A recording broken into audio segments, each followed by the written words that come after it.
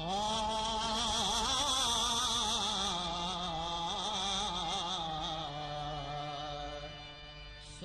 मेहर बाबा की खामोश बानी, इसी में है सब आशिकों की कहानी। सुनो मेहर बाबा की।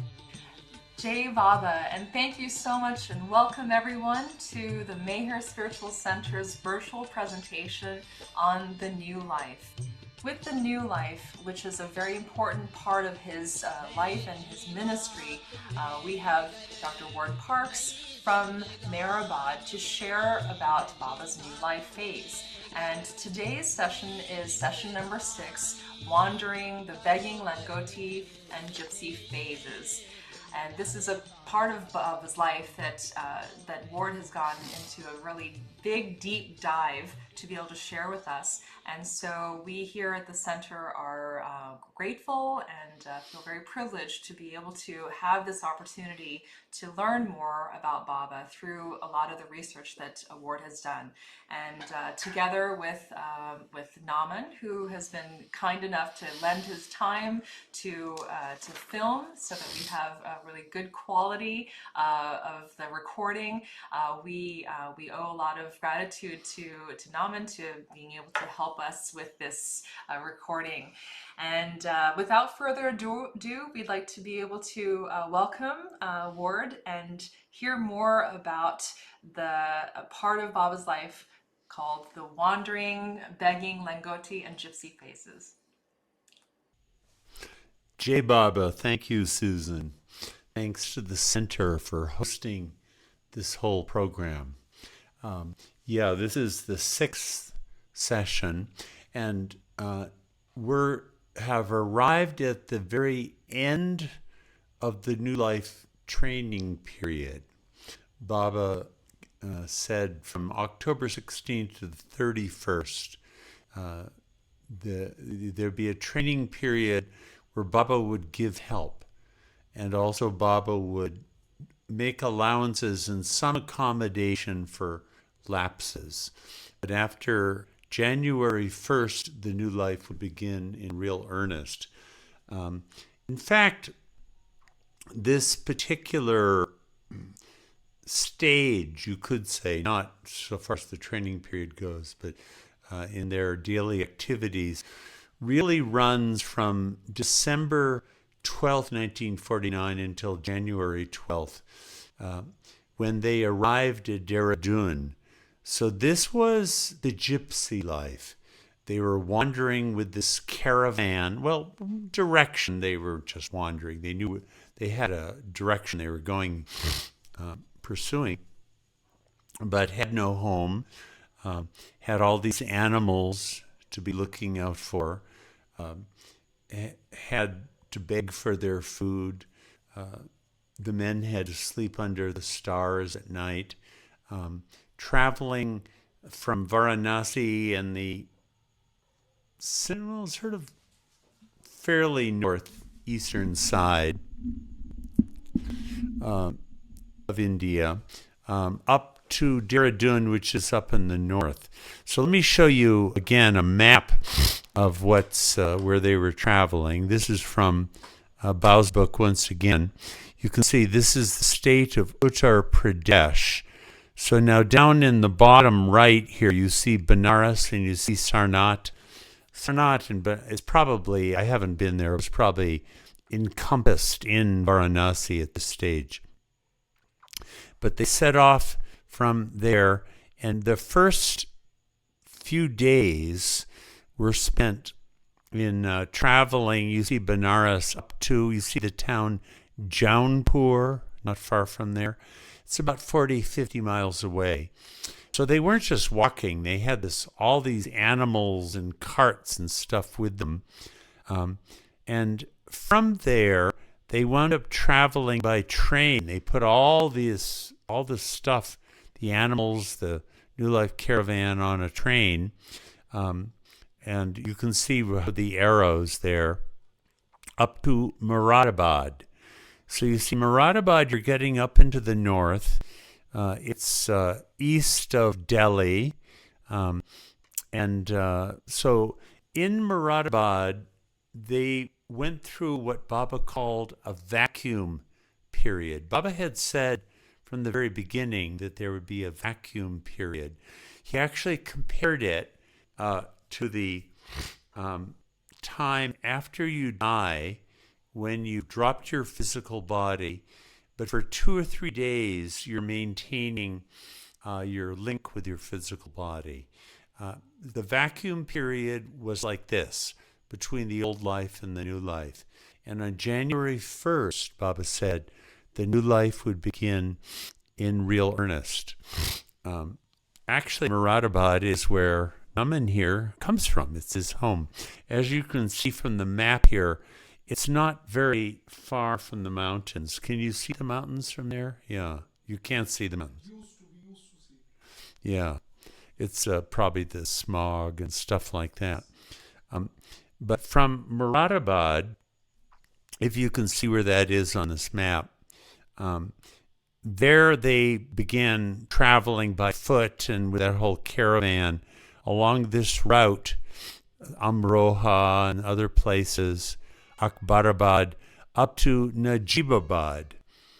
And from Najibabad, they put everything on a train and traveled that way up to Dehra Dun. You see Dehra Dun there?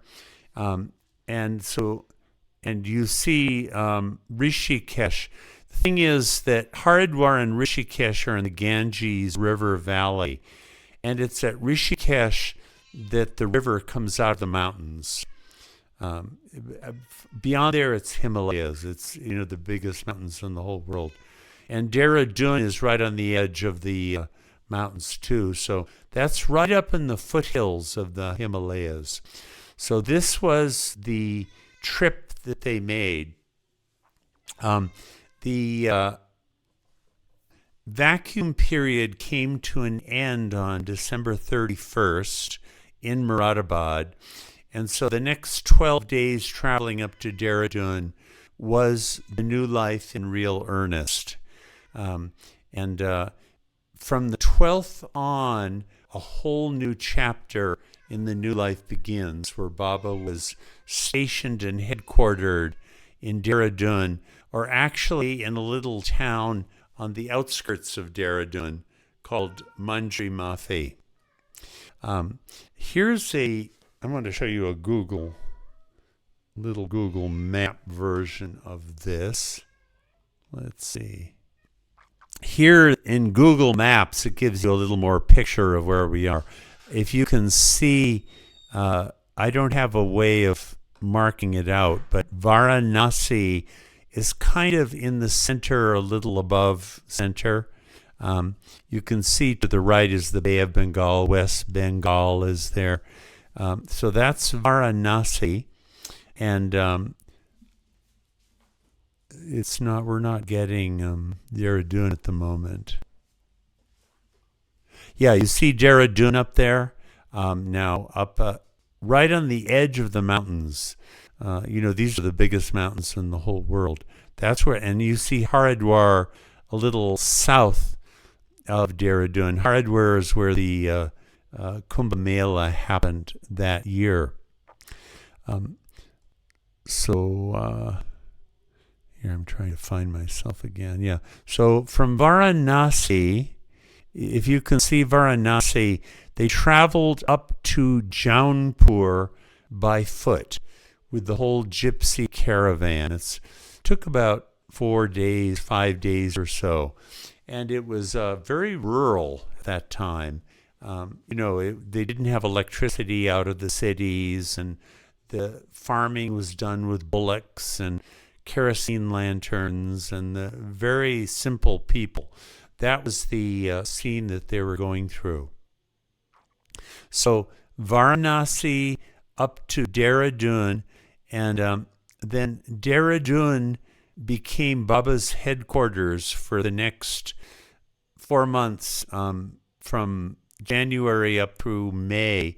At that point, they moved down to Delhi for a couple weeks to start the new life ghee business, and then went all the way down to Satara, which is down anyway. I won't try to find. Here's Satara. See Satara here? There's Pune. There's Mumbai. In June, they moved to Satara, and the new life went to a whole new phase. So that's the period that we're into right now. So this was a new kind of experience for the companions. You know, they had done all sorts, they'd gone through lots of hardships, these must tours and things like that. But traveling with all these animals were, and not all of them were accustomed to walking for extended periods. For some of them, like Dr. Duncan, he said it was like a Sunday stroll. You know, he was quite a adventurer. He had crossed the Sahara in the summer. But the Dr. Ghani found it very difficult, and others did too. And also the food was a problem through all of this. So this was a period of real hardship. Here's how it's described when they set off. Meanwhile, the men, with their colorful procession of carts and animals, were having troubles of their own. The white horse was so spirited it could not be used to carry baggage. Instead, it went bareback, but it was bridled, so Duncan, wearing an Arab headdress, could have it led. Nonetheless, the men arrived in Benares on time. One after another came the camel cart driven by Baijal, the bullock cart driven by Vishnu, a white cow looked over by Sadashev, and 2 calves attended by Nilu. They were followed by Pendu, who drove the blue caravan drawn by the bulls, Raja and Vizier. These were bulls they had brought all the way up from Mehrabad. Actually, I think Raja had been brought up by Mera, as a matter of fact. Completing the entourage of animals, Gustaji and Dr. Ghani came with 2 donkeys, as the remaining companions followed on foot. I'm going to read a little more about this. The camel, christened Bola Ram, Lord of the Innocent. Ram is Lord, and Bola is innocent, or naive, or guileless. Had a Persian bell made of silver around its neck, which announced the start of its journey. Its melodious sound accompanied the party, ringing in cadence with the camel's stride. This is the very bell that is still rung at Merazad to signal the end of the pilgrim day. The ring of the camel bell signified alertness, and the camel was a mark of forbearance. Okay, this is Bao's interpretation of this, but I'll read this a little bit. The white horse symbolized purity and courage in the life of begging. It was also a symbol of the avatar's advent. In Hindu Puranic mythology, the white horse is a symbol of the expected avatar, Kalki. The cows were a symbol of selflessness and benefit to others, providing milk. And the donkeys carried the burden of others, leaving them in peace. And Padre said later, who was watching this, "Never have my fingers itched so much to take a picture." And here's what he said. I mentioned this last time. Padre told the men later that the picture of them setting out was forever imprinted in his mind. Quote, "You could not have known it because you were in it, but it was really out of this world, a most wondrous sight that greeted my eyes as I silently watched the long procession passing by while the dawn was still young." So Padre was able to go back and give an account to the old life people of what the new life had been until then. So the first couple of days, they walked with this whole procession. The women and the men, again, were completely separate from each other.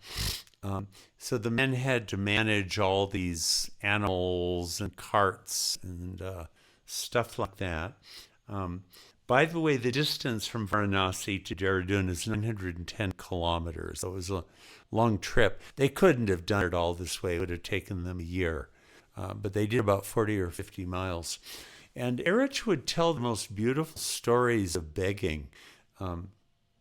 He would went to one these are poor villages, simple country folk, farmers who lived a sustenance existence. And he said he went into one house and there was just an old woman there. And he went begging and she said, "Wait, son, I'll get something for you." And she went out herself and begged from her neighbors and got food for them and gave it to them. She didn't even have any food in her house for herself. And she begged for them all. Another one, they would cook this sort of bakri and with spinach and cooked it up hot and fresh. And when it came, Baba was so pleased and he dished it out and said, "Isn't it delicious?" You know, they would go by a village and there'd be smoke coming up from the early morning, and Baba would say, "They're preparing our food for us." And some of the mandali would be sent to get some of the food. So these beautiful, touching stories of these simple village people who had almost nothing, but who were providing food for the Lord of the universe, traveling in this way. Baba would sleep in this tent. It was very cold at night. Yeah, here's a picture of one of the first places where they stayed. This was taken more recently. Here are some other photos that Biff took of the kind of countryside they were traveling through. So this is a mango orchard on the way. Here's another little village, Babatpur, one of the little villages that Baba went through. Here's some more places like this. Near Rahada, these are some of the towns that they went to. Well, the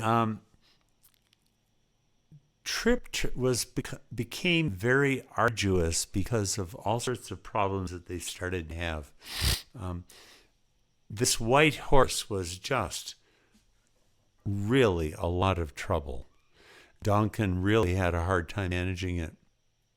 But the other animals caused trouble too.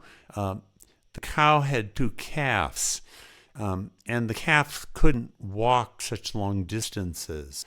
And the cow wouldn't proceed if the calf wasn't accompanying them.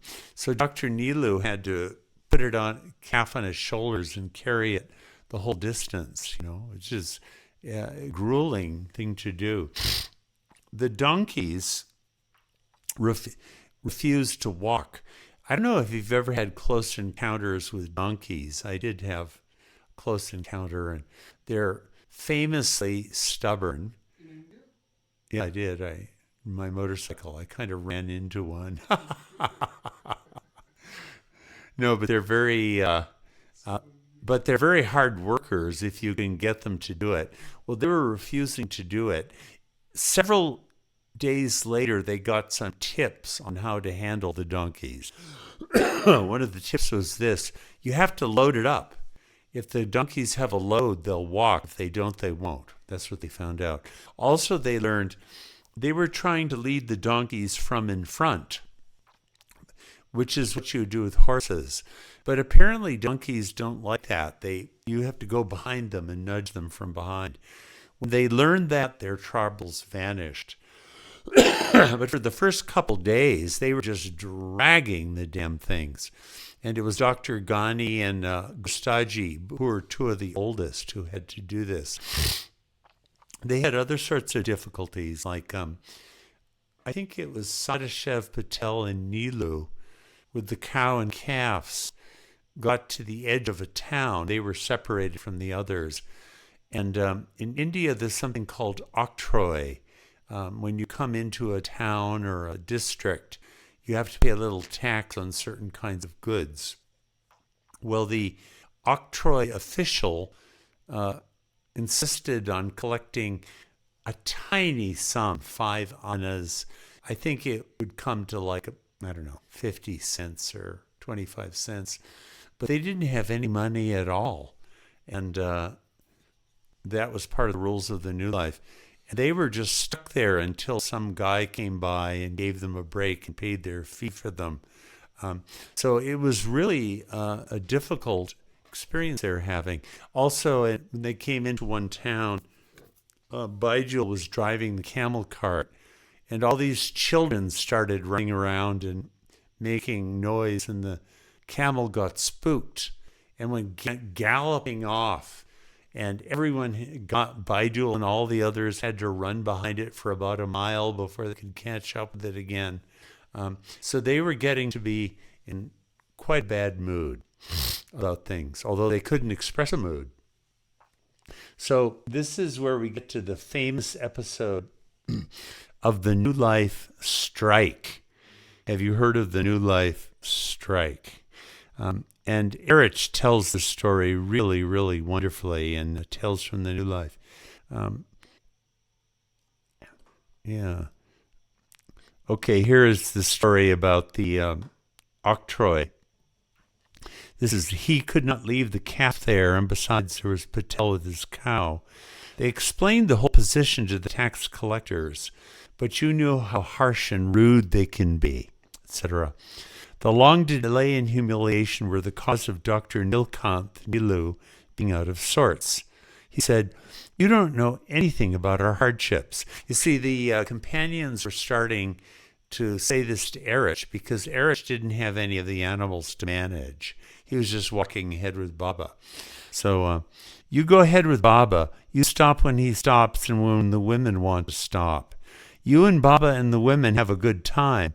And here we are, left behind with all this zoo. You have no idea of our hardship. Baba wasn't there at this moment. Then Patel started to flare up. He said, "Do you know what has to be done when you want tea in the morning? For that, I have to get up early in the morning." We're talking like 3:30, right? "And milk the cow. It takes time, sir." You see, to make tea, to actually milk the cow. How do you think we get milk? And so forth. All that was pent up in their hearts.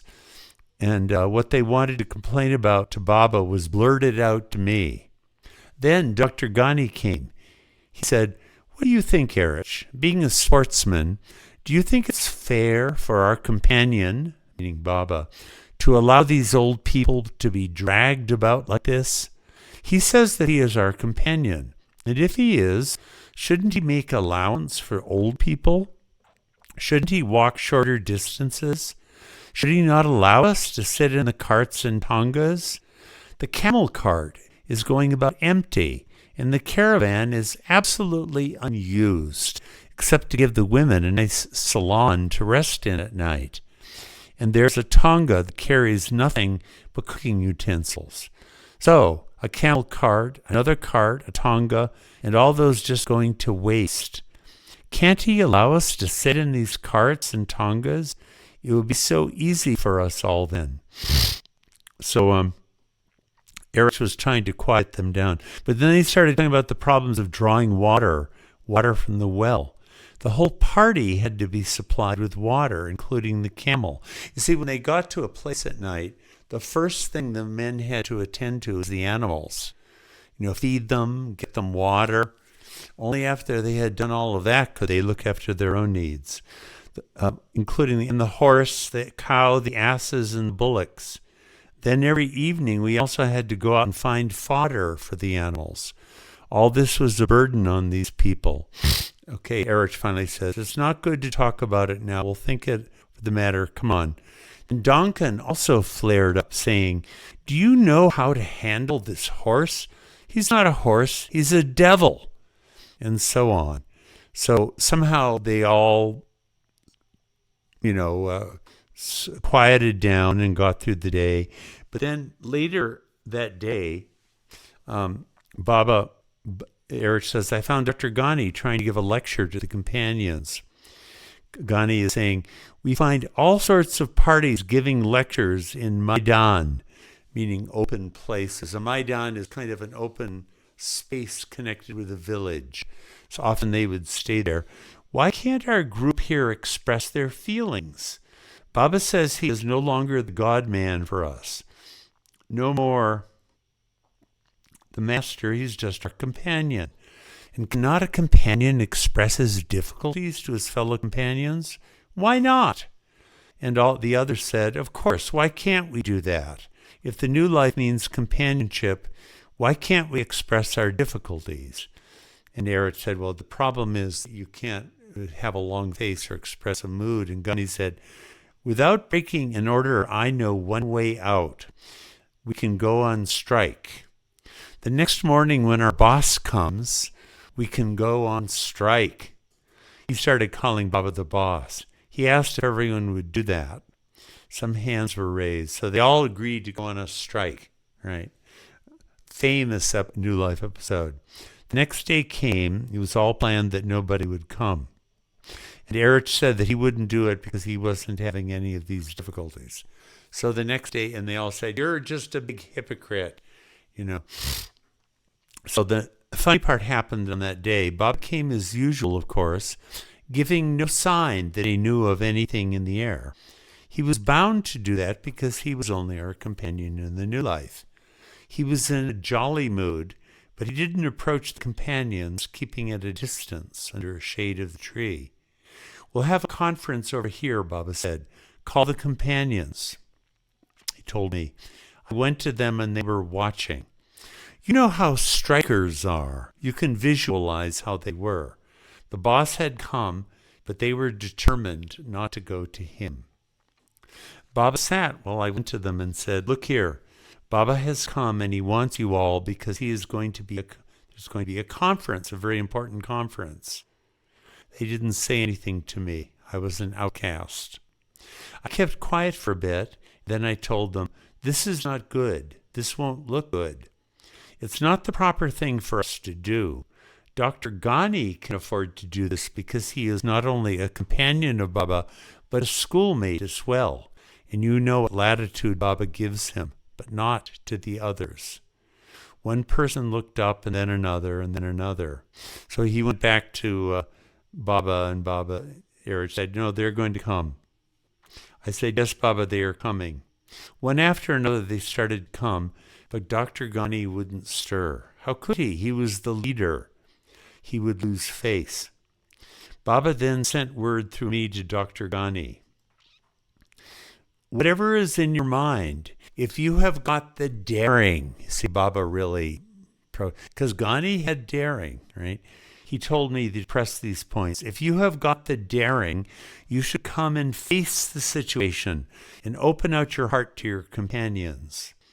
These were the same words that Dr. Ghani had used to influence the others. And now Baba was using them against him. Dr. Ghani flared up. What? I haven't got the daring? Of course I have the daring to come and speak these things to my companion. Why shouldn't I do that? I've been telling just that to these people. So he came and Baba said, what's the matter? Instead of saying what the matter was, Ghani accused those sitting there by saying, all these companions of ours are nothing but hypocrites, Baba. Baba said, why do you unilaterally describe them as hypocrites? What have they done? Ghani said, what have they done? They promised me that they would not approach you today, and they promised me they would abide by our decision that we would. Baba cut him short and said, but who are you to be promised anything by anybody? I was reading out Baba's gestures. This is Eric speaking. But this annoyed Dr. Ghani. He said to me, you stop speaking now. I understand Baba's gestures. Why do you have to say these things? Do you get the whole scene? It's just a great scene. And in the midst of all these flare-ups of Dr. Ghani, while Baba remained quiet, all the thoughts and feelings of these companions that they had were completely forgotten. Ghani was made the scapegoat. Then Baba said, Ghani, do you know that I'm not only your companion, but I'm also your schoolmate? Do you remember how we used to wrestle together? Would you want to wrestle now and settle the issue? That made Dr. Ghani laugh. From then on, it became a very friendly meeting and everything was forgotten. So the whole issue wound up getting resolved. So this was a extraordinary moment in the New Life. I always wonder, why wasn't this a violation of the New Life rules that would get them all kicked out? When Dalit Singh got kicked out just for weeping in the middle of the night. Anyway, Baba did bring it up later, the next year, when he said, the beginning of the New Life, we just weren't doing it rightly, and he would mention Ghani and others. So they did work it out. They made certain adjustments. This was at Jaunpur, the place that I just showed you a minute ago on the map. And Baba at this point got rid of the cows and the camel and the camel cart, so they were less burdened down by these things. And they wound up traveling by train a bunch of days to an overnight trip to Moradabad. This was one of the real crisis points in the early New Life. So you get the feeling, it was before then and after that it was really hard at night because it was freezing cold. And later on, during this phase of the Gypsy phase, one night it just drenched them with rain. And all the men got completely soaked, and it was freezing cold at night. So it was a time of real difficulties for them. Somehow or another, in Jaunpur, they were able to get carriages, wagons for a train to take them up to Moradabad. I showed you on the map, right? It's probably 600-700 kilometers up to Moradabad. But they went to the station master and said, we need something to convey the caravan and bullocks and all this stuff. And they thought there was not a chance in the world they were ever going to get it. Because this was not long after partition, 2 years. Things were very chaotic, and the trains were really, really flooded with people. But he said, come back tomorrow. And when they came back the next day, there were 3 wagons reserved for them. So they got on the train and traveled all the way up to Moradabad. I'm just going to give some sketchy little episodes here and there to, rather than going through it all chronologically. But when they were, later on, when they were trying to get to Dehra Dun, Adi was responsible for getting train tickets to go from Najibabad up to Dehra Dun. So he went to some wealthy man and said, I need train tickets in Biksha. We were going up to Dehra Dun. And the guy said, okay, how many? And he said, for 20. Once again, 20 people. And the man said, okay, here's some money. And Adi said, we can't accept money. You have to actually give us the tickets. And the man said, well, when does the train go? And it goes at 3 a.m. So he sent his man to the train station at 3 a.m. to buy them tickets so that they could take the train up to Dehra Dun. Another episode like this. They also found this wonderful man who provided them food in one of these places that they stayed. So all these stories about how they were provided for. Adi was one of the key people who had to go ahead and find accommodation for them to stay. Also, when he was going, I'm forgetting which town it was that they were trying to find. Maybe it was Moradabad even. But he went with Kaka and Ghani, and they were both having heart troubles. In fact, Kaka had serious heart trouble, and so did Ghani. In fact, Ghani died of heart troubles during the New Life. So there were real health issues that were coming up. Baba, at one stage, they needed to have money for various things like fodder for the animals, and there were other expenses they were coming up with, and they didn't have any. So Baba brought them all together and said, at the beginning of the new life, I made this provision for all the companions with the arrangement wallas. You remember the arrangement wallas? 1,000 rupees was set aside for each of you if you were sent away from the new life without fault, so that you would have something on basis of which to start up your life again, plus 100 rupees for travel. Well, any of you who would like to can donate all of this money to the current fund that we can use now. And then Padre will come up and give it to us. No one is under any obligation to do this, but they all agreed. So with this, they had nothing at all. They had absolutely no money to their name, no provision if they had to go home, nothing else. At the same time, you see, this is going to come up later, but Baba was, how will we say, not satisfied with the way that the new life was being lived. This is going to continue to come up into the next year. And at one point he said, okay, I'd like someone to take over the management of the food. It would be a great relief because I don't want to have to do it. You know, food is always an issue with people. People care about food. So he put it out there, and Gandhi said, I'll do it if everyone cooperates, but he didn't get 100% cooperation. And then Duncan said, well, let's have a committee of these 4 people who manage the food. But then they couldn't get that to get settled on either. Finally, Baba said, okay, I'll go on doing it, but I don't want to hear anything more about food from you people.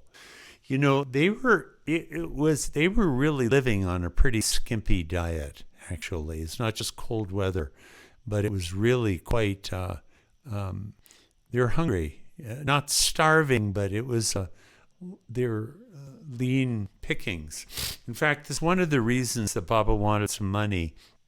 He did say, we have discovered that we need food to keep up our mood. If we're too hungry, we just lose our mood and lose our energy. So when they got up to Moradabad, this is where Baba declared we're going to have a vacuum period. Again, if you remember from the map earlier, Moradabad is getting up quite far north. We're getting close to the mountains. Baba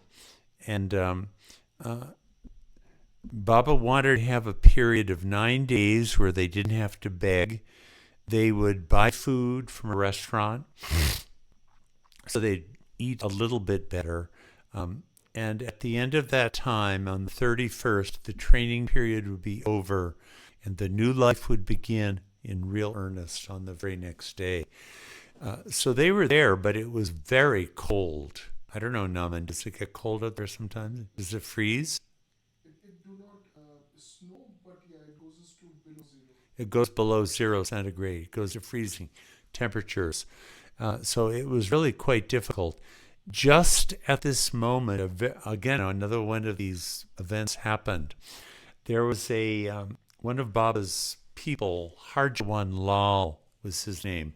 When we get to Dehra Dun, there are going to be several people who came significantly into the picture. You heard of him, Harjawan Lal? And there were others. Kumar is going to come into the picture, although not yet. Keki Nalawala, who's Neshrawan Nalawala's father, Keki Desai, these various people, they're about to come into the story. But Harjawan Lal and Wasdeo Kane is another one from Delhi, who were very devoted to Baba. And they were somehow allowed to come into his association in Dehra Dun. But they had been indirectly following Baba's progress. When Adi went ahead to different places to find accommodation for them, Maidan where they could stay or someone who could give them food, he was allowed to make contact with Harjawan Lal, who heard, I think they had given away all their clothing. They had sold it off. When they left Varanasi to get a little bit of money, they sold their watches, they sold everything. So they didn't have the kind of warm clothing they needed. So when they were in Moradabad, this boy showed up. His name is Inder Sain. He's the son of Harjawan Lal, and he had come to bring some provisions. But Baba had been in touch with Harjawan Lal, and he said it was his secretary alone who could bring it. So Baba said, "How did this happen? This boy wasn't allowed to come." And Inder Sain was so shocked he collapsed and fell and hit his head on the ground. They were afraid he had cracked his skull. It turned out afterwards he said he had some extraordinary vision of Baba. It was like 1,000 suns when he saw him. But anyway, he brought a big mass of food. On the end of the second circular, maybe I'll show that next time, there's a list of all the provisions they bought. There's food and warm clothing. So Eric said it was an absolute godsend. They were really in bad shape at that point. But suddenly this Harjawan Lal and his son and secretary show up, and good warm hats. It's a kind of a monkey hat. Do they still wear those up there? And good warm coats and all kinds of woolen clothing and good, nuts and almonds and other various things were all provided. So just in the very nick of time, this came. And Baba said to him, "Okay, this is warmly accepted. Don't come again." They weren't allowed to have further contact. See, Baba didn't want people, giving all these big charitable gifts. So this happened there's another funny episode in Moradabad where Dr. Ghani was saying, "Baba, we keep eating this grassitarian food." That's what he called vegetarian food, grassitarian. He was a meat eater. But, we have to be like lions in the new life. Fearless lions. Lions eat meat and have courageous. So you should give us meat to eat. And Baba said, "It's true. Lions are very strong and very fearless. But what's even stronger than a lion is an elephant. And they eat only vegetarian food. So eat vegetarian food to be like an elephant." So, but anyway, one of the upshots of this was Baba gave Ghani sanction to go out to a restaurant and eat anything he wanted. A huge meal with all these great meat dishes. And, Ghani, this is part of his greatness. He would just be completely shameless about it. So he went out, but the condition was Dr. Nilu had to go with him and eat everything that he ate. And Dr. Nilu was a Hindu Brahmin vegetarian. So it was torture for him. So Ghani had this magnificent spread with this dish and that dish. And at the end of it, he had a nice, good cigar to smoke and gave a huge tip. So when he went back, Baba wanted to know, "Oh, was it good? Oh, you had this? Was it tasty? Oh, Baba, it was delicious." So he described the whole thing. But then Baba said, "I don't think it was very fair to the others. So tomorrow you should go back to that same restaurant and beg for your food." And Ghani did it. And so this man who had been like a king at the restaurant the day before comes back begging, and they gave him some food, He would do it. And Baba then did wind up sending Baidul and Alaba off to have some meat also, because they were also meat eaters. So this is another one of these episodes at Moradabad. Well, the training period came to an end, and Baba gave this prayer at the end of it. "Today is the last day of the 2.5 months period of promised help. I ask the most merciful God for forgiveness for myself and my companions for any conscious or unconscious mistakes." I notice in so many of these oaths that Baba swore during the new life, Baba would ask for forgiveness. And he would always be praying to God, Almighty God. He wouldn't be praying to a master. He wouldn't be praying to Ram. He wouldn't be praying to the 10th state of God, God personified.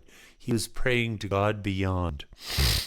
For mistakes, large and small, committed by me or my companions toward each other or toward the spirit of the conditions of the new life, and the oath pertaining thereto during these 2.5 months.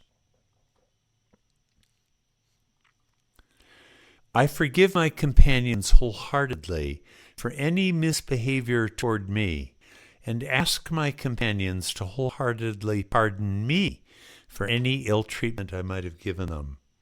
I ask all-powerful God to give us the strength to live the new life 100% according to the conditions and oaths of the new life, which begins from tomorrow, the 1st of January.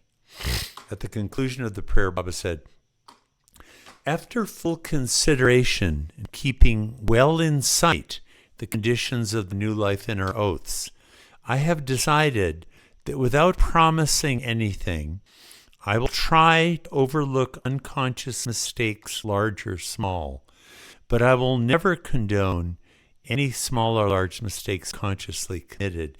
Now, it does, in later months, it seems that Baba felt he was compromising his oath by making accommodations like this. But it seems to me he was feeling the companions just can't do it. They just can't live up to the standards required. That's how I interpret this, and later on it seems to be corroborated. I will not forgive any mistake that goes radically against the spirit of the conditions, and under no circumstances will there be any compromise. I will be brother and friend in every respect, except in absolute obedience to my order. Again, this is the new life. He expects obedience, but in other ways, he's just another companion. We who stick to the conditions 100% sink or swim together. So the next morning, Baba came and gave them all a wish for, may your new life be happy. And he gave them a piece of Christmas cake. And with this, the new life began in real earnest. So they set off again in the whole cavalcade and went through various episodes. There was one episode where Baba sharply criticized Alaba. And Alaba was so upset. For several days he was upset. And he had almost decided to kill himself. He was upset to that degree. Somehow he passed through all of that. There was another episode where a wheel fell off one of the carts, and they had to find a wheelwright, and they had to go to the neighboring village. And it took hours and hours, and Dr. Duncan hadn't brought a coat on. And by the time they came back, he was really, quite frozen, freezing. So they had all sorts of various, difficulties, more of this gypsy life. But finally, there's this funny episode where they're getting the wheel fixed. And they had a Tonga driver who took them to different places. And finally, they didn't have any way of getting food. So Adi came up with the idea. He paid him 10 rupees when all he should have paid him was 5 rupees. These people were honest in those days. And the Tonga driver said, but this is too much. And Adi said, well, this is what I'm giving you. And then somehow he implied that they needed food. So the Tonga driver went and bought them some food, and they weren't responding. And finally the Tonga said, I offer this to you as bhiksha. And at that point, they all took the food. So they had to learn to wangle all the new life rules, just to get some food. Here's a picture of Adi, who did really a lot during this period, helping making accommodations to to all of them. They made their way up to Najibabad, and from there they caught a train to Dehra Dun, arriving on January 12th. And that brings this phase of the New Life story to an end. This is the end of the Gypsy life. I don't see any other time in the New Life where they really lived the Gypsy life this way. During Mananash, they did wandering, but they didn't have all these animals. And also the women never again had to, they were always given some kind of quarters they could stay in.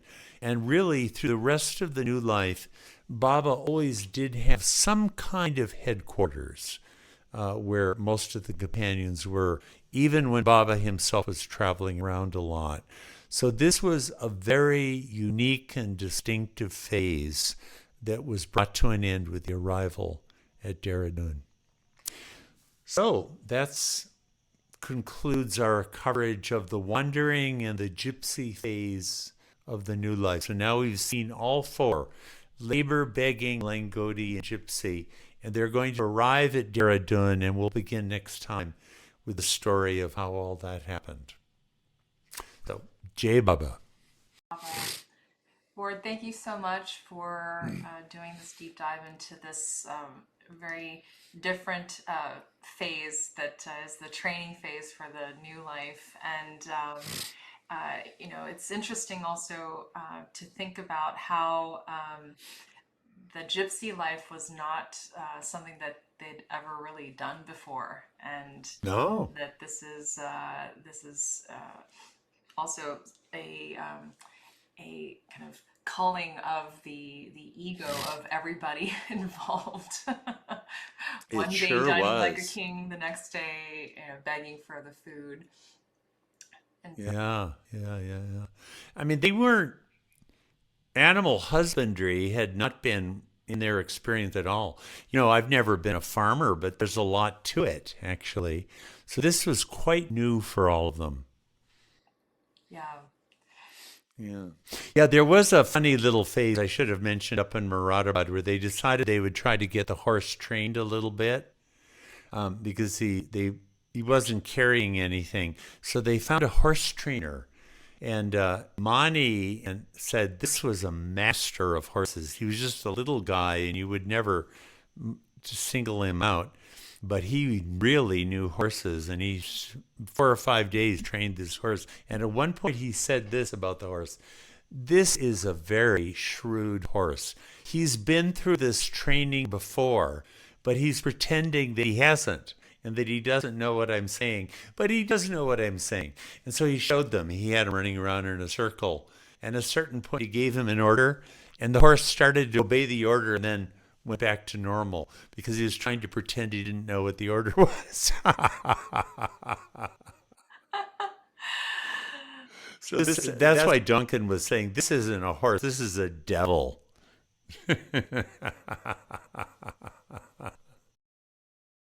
amazing. Wow. Yeah.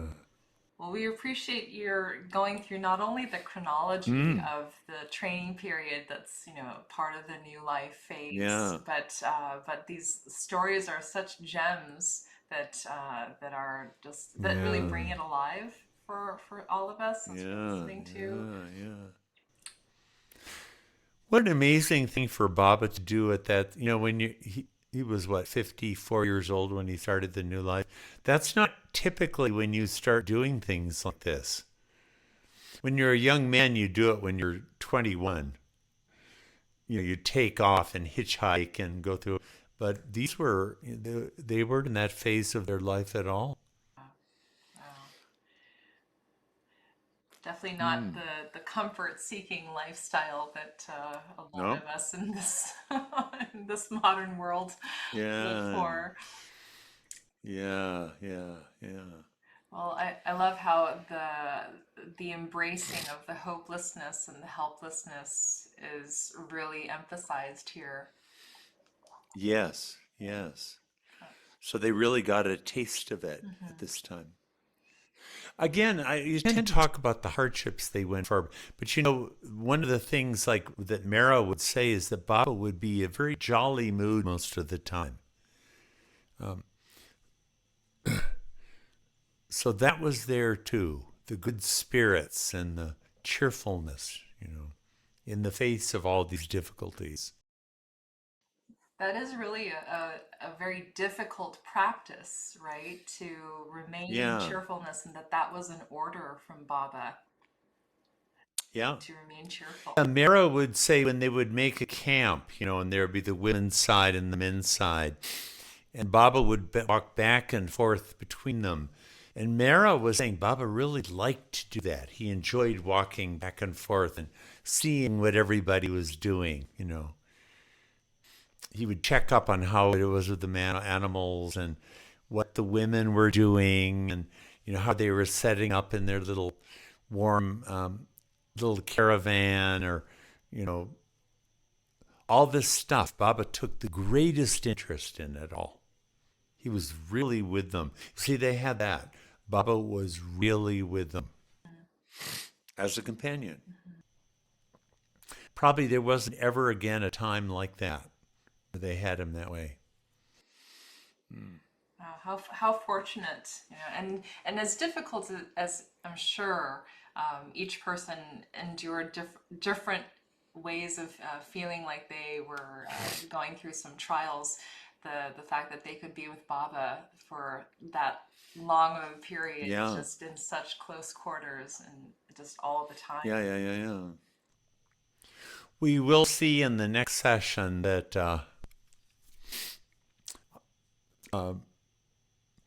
soon after this, a bunch of them left and went home. Yeah. So it was very hard. It was rough. It was rough for them. Even Adi did. Adi said this was the most confusing time of his whole life with Baba, the new life. He couldn't make head or tails of it. Yeah. You've been wonderful in sharing this part of the presentation with us, and we look forward to session 7, the Manjri Mafi and the 3 New Life plans. Can you share with us a little bit about what we can expect for session 7?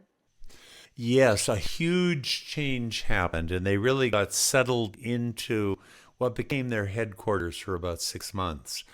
And a whole bunch of new people come into play. I mentioned some of them: Keki Desai, Keki Nalawala, Neshwan's father. Kumar got to know Baba, Wasdeo Kane, Harjawan Lal, these important players. And the first thing that happened was Baba created these 3 New Life plans, and that will be a focus next time. Important part of the New Life. So the next 6 or 8 months, these 3 plans were a big part of the picture. And a bunch of people within Plan 1C left and went back home, living the new life back at home. It was winter time. It was very cold, although they had a place to stay now. And then after this, Baba started to get involved in his work for the Kumbh Mela. And that was dominant for about a month or so, where he would just bow down to thousands and thousands of sadhus down in Haridwar. So Haridwar is about 40 kilometers from Dehra Dun or so. So Baba couldn't stay in Dehra Dun and go to the Kumbh Mela every day. It was too far. So they found this little hut not far from Haridwar where Baba would stay with 3 or 4 of the companions, and all the rest stayed back up in Dehra Dun. That place is still there. Have you been there? Manjri Mafi. Manjri Mafi. I've never been there. Dara Amrit, of course, know it well. Amrit's family she's daughter of Kumar. So they were kind of extended between Manjri Mafi on the edge of Dehra Dun and Haridwar, and up to Rishikesh. They would, go up to Rishikesh seeking sadhus. So that's going to come up in the month of March and April. Before that, they were working out the 3 plans and the routine of life in Mandri Mafi, where now they had a house, place to stay. I mean, it was minimal. It was very crowded, but the gypsy life was over. So that's what we're going into next.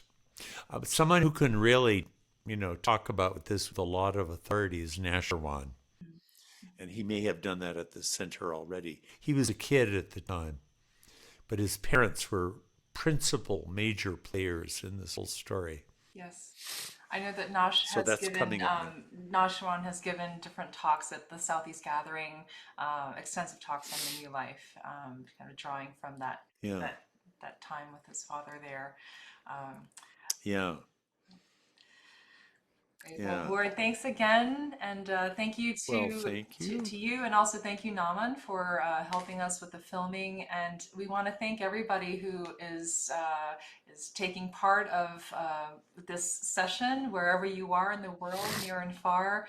And if you haven't had an opportunity to see the prior sessions, please do go to the Meher Center website, where there will be a list of all the different sessions as we continue on to all 17. And we are looking forward to session 7 with Ward again. And Yeah. we welcome everyone to also check out our resource list. All of the resources that Ward is using, we have available as PDFs and for your viewing.